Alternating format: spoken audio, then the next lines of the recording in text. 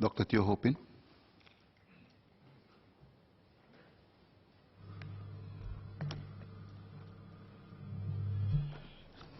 Mr. Speaker, sir, I rise in support of the motion. Sir, I support the 5 priorities as highlighted by the President as follows. First, securing a place in the world for Singapore. Second, building a world-class city. And third, developing a vibrant community. And fourth, forging a caring and inclusive society. And 5, nurturing a distinct Singapore identity. Sir, as a small country with limited resources, Singapore must always strive to nurture our human resource, seize economic opportunities, and stay relevant to the world. Singaporeans must be mindful that we are living in a highly competitive world, and we must continue to develop the drive to be innovative and competitive without losing our ability to stay grounded in reality. We must stay united as one people so that we can progress together for a better future. Sir, to achieve the desired outcomes of the 5 priorities, there is a dire need for us to transform the built environment in Singapore. And I wish to propose 3 areas which the government can focus to transform our built environment for the future. First, transforming our built environment for the future economy. Second, transforming our built environment for quality living. And third, transforming our built environment for retail and recreation. First, transforming our built environment for future economy. So we need to take bold steps to transform our built environment to cope with the new challenges of the future economy. The transformation of our built environment must be aligned with the proposed industry transformation as laid out in the 23 Industry Transformation Maps, or ITMs. There are 3 ways we can transform our built environment to support the industry transformation. First, review of land use planning policies and regulations. So the planning authorities, URA, must review our existing land use planning policies and regulations to better support industry transformation and the clustering of industries. More planning reforms such as plot ratio increase or change of use should be implemented to attract industry champions to spearhead industry transformations and developments. So we often receive feedback from the business community that our planning regulations pose many constraints to business and increase business costs. With the proposed industry transformation, it is therefore opportune time for the authorities to review their respective policies and regulations. The provision of some breathing space from excessive regulation may help to foster a more vibrant and innovative business community, which will inevitably contribute to the economic well-being in Singapore. Second, provide more flexibility in our building, environment, and manpower regulations. So we must also review our building regulations, environmental rules, and manpower policies to create a more pro-business environment. For instance, the Building and Construction Authority, BCA, should continue to encourage buildability and maintainability of buildings, but it should allow more flexibility for the industry stakeholders, such as developers, consultants, contractors, and suppliers, to develop solutions for productivity and quality improvements.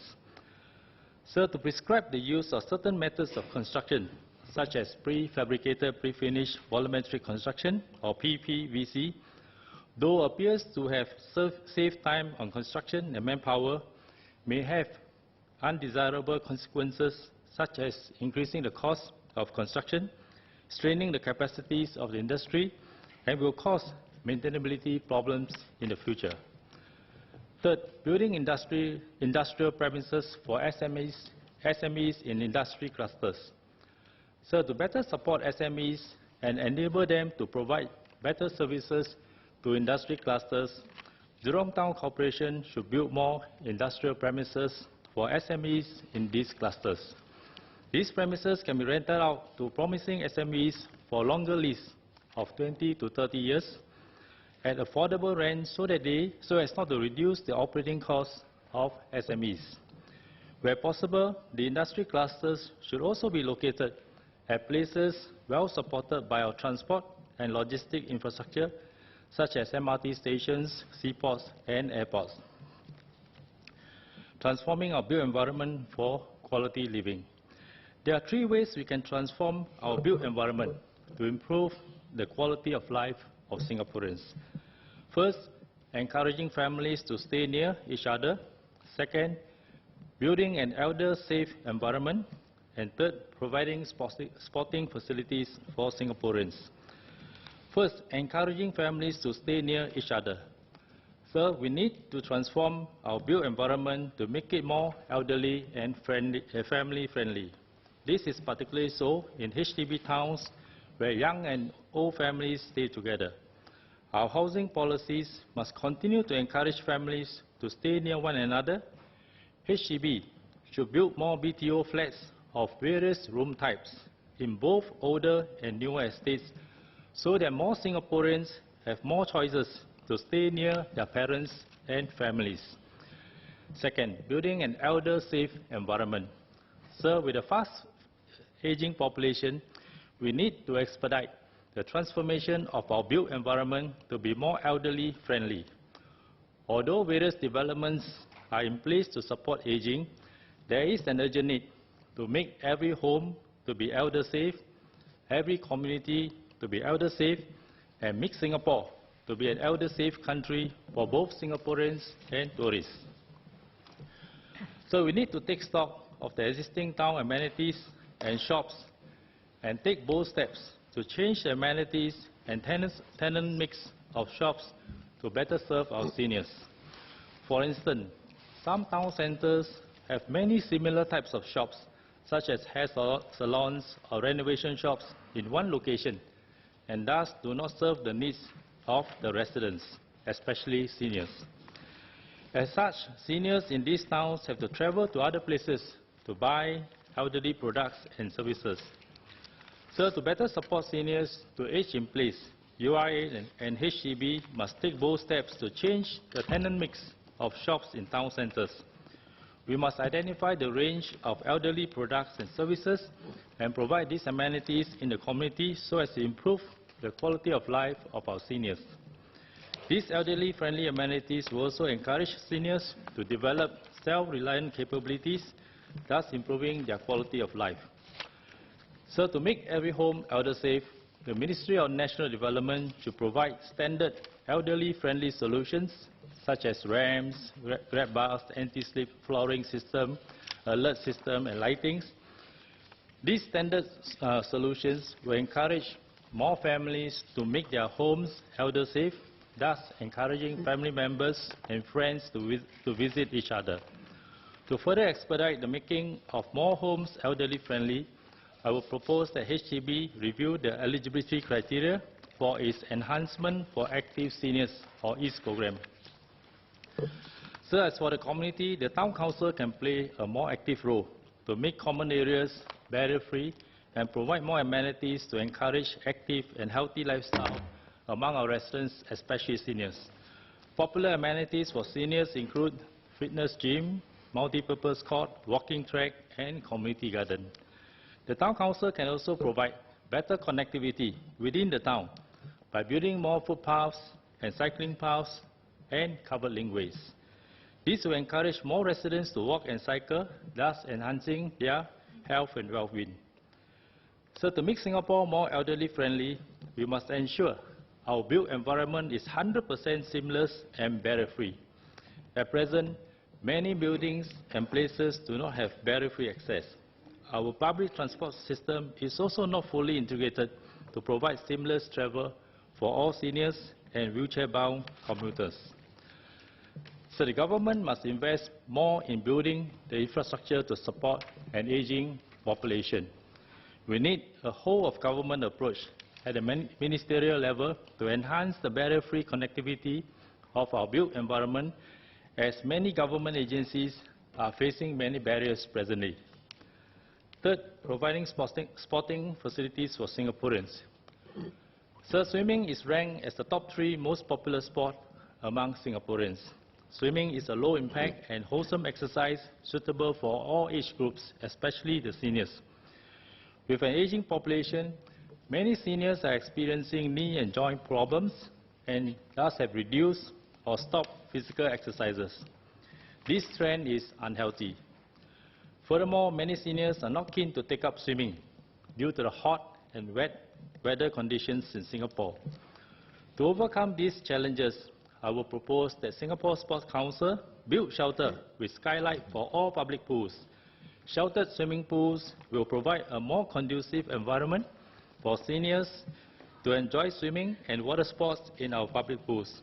It will also increase the usage of our public pools at all times during the opening hours, including adverse weather conditions and days. Transforming our built environment for retail and recreation. Sir, online shopping has affected the brick-and-mortar retail shops badly. Many retailers are struggling to survive and continue to face rising business costs due to labor shortage and high rental costs. The high turnover of retail shops has resulted in much wastage of resources and disruption of services to consumers. We need to take bold measures to revamp the retail industry in Singapore. I wish to propose 3 ideas to support the retail industry transformation in Singapore. First, to regroup retail outlets and shopping centres to form mega shopping hubs so as to provide better experiences for shoppers. So we need to review our planning guidelines to facilitate the grouping of shopping centres and retail outlets to form either large shopping districts such as Shinjuku or specialized shopping areas such as Akihabara in Japan. In this regard, I will urge the government to review the development plans for Tampines, Jurong East and Woodlands regional centres to transform them into mega shopping hubs. Second, build underground shopping malls with factory outlets to connect various MRT stations outside the city centre. These underground shopping malls can be located at residential areas and parks so that people can walk, shop, eat and relax in the parks. For example, we can build an underground shopping mall connecting Ang Mo Kio to Bishan Park and Thomson area. These underground shopping malls can also become evacuation or bomb shelters in times of emergency. Third, transform our HDB neighbourhood centres into shopping malls and markets selling fresh produce and products. Last year, Bukit Panjang transformed its Bangkit neighbourhood centre into an art street, selling a wide range of products and services. The transformation has attracted many more shoppers to the neighbourhood centre and provided much vibrancy to the town. Residents can now enjoy shopping in a barrier-free and weatherproof shopping environment. So the built environment of our country is the physical foundation of a world-class city. We need to align the built environment transformation to support the industry transformation so as to provide better jobs for Singaporeans, better living environment for Singaporeans, and a better quality of life for Singaporeans. But sir, we cannot rely on foreign talent alone to transform our built environment. We need to nurture Singaporeans to be world-class built environment professionals. We need to train more Singaporeans to be world-class project managers, facilities managers, architects, engineers, and quantity surveyors to build and maintain our world-class city. So I will urge the 4G leaders to pay more attention to the built environment and give due recognition to the professionals who build our physical environment for Singaporeans to pursue their dreams and aspirations. So the transformation of our built environment is an excellent way to prepare Singapore for the challenges of the future. However, the method in which we plan for such a transformation has to be purposeful. A vision of a built environment which is bold and creative while remaining grounded in reality will be of great value to current and future generations of Singapore. Together, we can make Singapore a world-class city.